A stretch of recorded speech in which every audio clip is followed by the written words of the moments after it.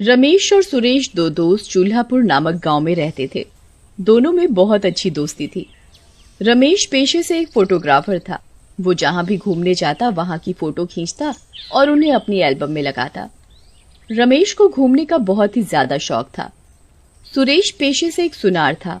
सुरेश बहुत ही लालची था। उसे जहां भी कुछ मुफ्त में मिलता वो उसे बिना सोचे समझे ले लेता।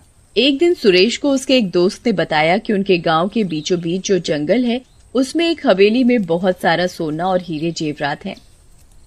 तो बस फिर क्या था, सुरेश को वो हीरे जेवरात मुफ्त में किसी भी हालत में लेने थे। सुरेश को उसके दोस्त ने ये भी बताया कि उस हवेली में कोई भी उन हीरों को लेने जाता है तो वो वापस नहीं आ पाता। वहां एक नागिन चुड़ैल का साया है।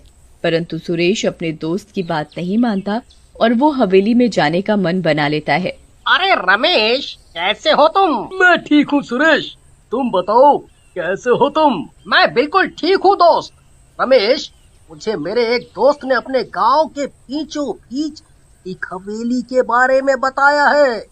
उसने बताया है कि वो हवेली बहुत सुंदर है।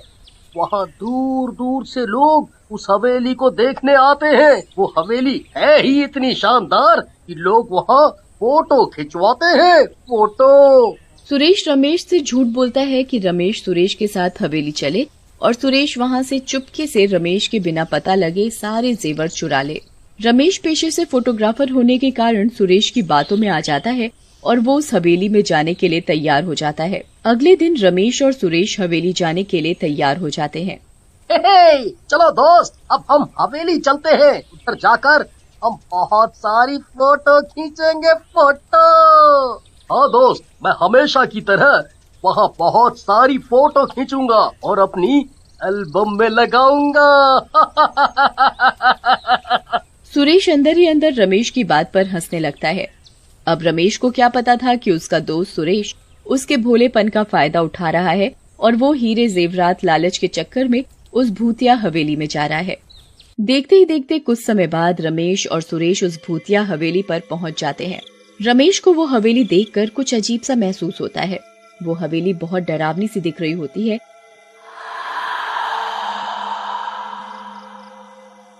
और वहां दूर दूर तक कोई भी इंसान हवेली देखने नहीं आया होता।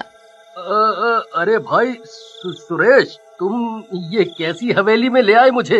यहाँ तो दूर दूर तक कोई भी नहीं दिख रहा है। मुझे तो बहुत डर सा लग रहा है। ऐसा करते हैं, हम उल्टे चलते हैं। अरे नहीं रमेश, तुम कैसी बात कर रहे हो दोस्त? अब हम इतनी दूर आ गए हैं, बोलो अब बिना देखे चले जाएंगे तो हमारा इतनी दूर आने का क्या फायदा होगा? रमेश और सुरेश को तभी वहाँ एक जहरीला सांप नजर आता है। अरे सुरेश, देखो, हम बहुत गलत जगह आ गए हैं। देखो ना, यहाँ तो सांप घूम रहे हैं। मुझे घर जाना है। हाँ, घर जाना है। वो सांप रमेश और सुरेश की तरफ ही आ रहा होता है। अरे भागो यहाँ से सुरेश, ये सांप तो हमारी तरफ ही आ रहा है। भागो। तभी रमेश और सुरेश को एक लड़की नजर आती है और वो बीन बजा रही होती है। वो लड़की बीन बजाकर उस जहरीले सांप को वहाँ से भगा देती है। अरे धन्यवाद बहन जी, आज तो आपने हमें बचा लिया, नहीं तो पता नहीं हमारा क्या हाल होता। हम तो सांप देखकर डर ही गए थे। अरे डरो मत आप दोनों, मैं तो यहाँ सपेरन हूँ।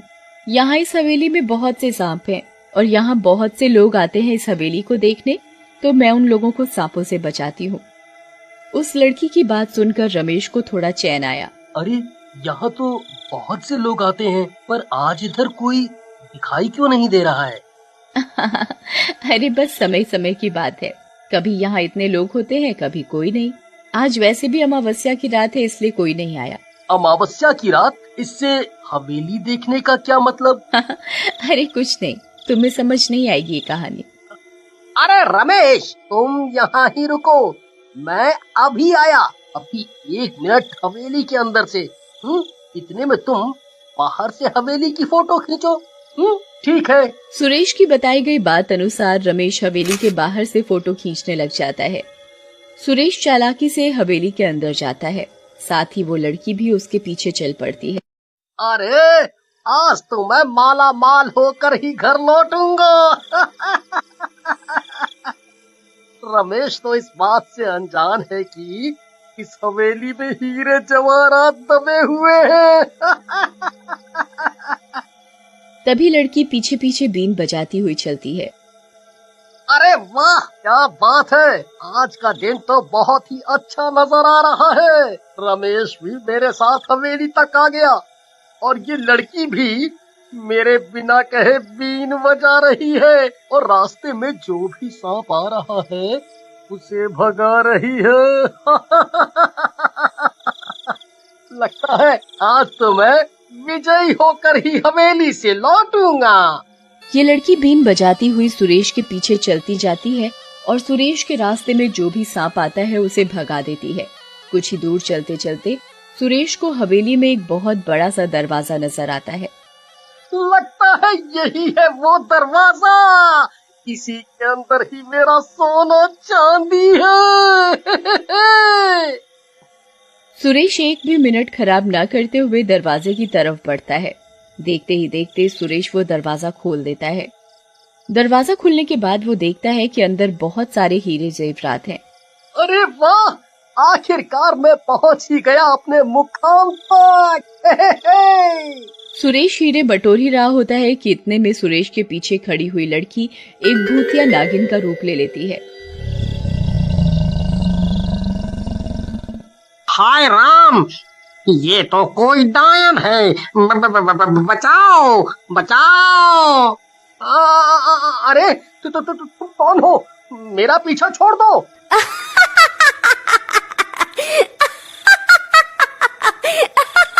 बेवकूफ लालची आदमी, तुझे क्या लगा मैं यहाँ क्या कर रही हूँ? तू ही एक यहाँ समझदार है क्या? तेरे जैसे कितने लालची आए इधर मेरी हवेली में और मैंने सबको मार डाला। ये जो सांप घूम रहे हैं ना हवेली में, ये सारे मेरे हाथों मरे हुए लोग ही हैं जो यहाँ तेरी तरह लालच में हीरे लेने आए थे। देखा मैंने उनका क्या हश्र किया है। अब देख तेरा भी यही हाल होगा। अरे नहीं, मुझे माफ कर दो, मुझे माफ कर दो भूतिया नागिन, मैं गलती से यहाँ आ गया। मुझे कोई सोना चांदी नहीं चाहिए, मैं खुद एक सुनार हूँ, मेरे पास भरपूर मात्रा में सोना चांदी है। मुझे कुछ नहीं चाहिए, मुझे बस यहाँ से जाने दो मुझे।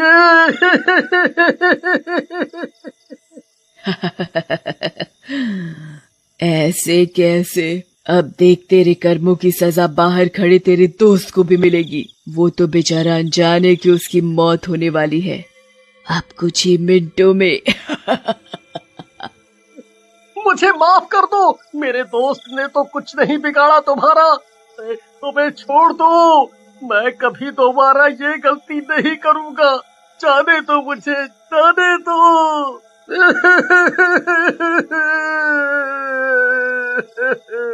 सुरेश उस भूतिया नागिन के आगे हाथ पैर जोड़कर गिड़गिड़ा ही रहा होता है कि तभी वो भूतिया नागिन उसे डस लेती है और उसके डसते ही सुरेश एक सांप में तब्दील हो जाता है। देखते ही देखते वो भूतिया नागिन हवेली के बाहर जाती है। इस लालची आदमी का तो अब खात्मा हो गया। अब बाहर जाकर इसके दोस्त को भी सांप में तब्दील करूंगी। आखिरकार इन्हीं सांपों से तो मेरी ताकत बढ़ती है। ये भूतिया नागिन सुरेश को सांप बनाकर बाहर जा ही रही होती है, तभी रमेश परेशान होने लग जाता है कि उसका दोस्त सुरेश किधर रह गया, अभी तक अंदर से बाहर क्यों नहीं आया। लगता है अब तो अंदर ही जाकर देखना पड़ेगा। रमेश हवेली के अंदर जाता है और वो उधर सामने से भूतिया नागिन को आते हुए देखता है। अरे कोई है? भागो यहाँ से, ये तो एक भूतिया नागिन की हवेली है। सुरेश मेरे दोस्त, तुम किधर हो? हमें घर जाना चाहिए, हम बहुत गलत जगह आ गए हैं। रमेश हवेली से बाहर की तरफ भाग ही रहा होता है कि तभी वो भूतिया नागिन रमेश को पकड़ लेती है और उसे उसकी गर्दन पर बहुत जोर से डस लेती है। अरे मर गया अरे छोड़ दे चुड़ैल, अरे बच्चे की जान लेगी क्या? देखते ही देखते रमेश भी एक सांप में तब्दील हो जाता है और उस भूतिया नागिन की ताकत और मजबूत हो जाती है। सुरेश के लालच के कारण रमेश को भी सजा मिलती है और वो दोनों जिंदगी भर के लिए सांप में तब्दील हो जाते हैं।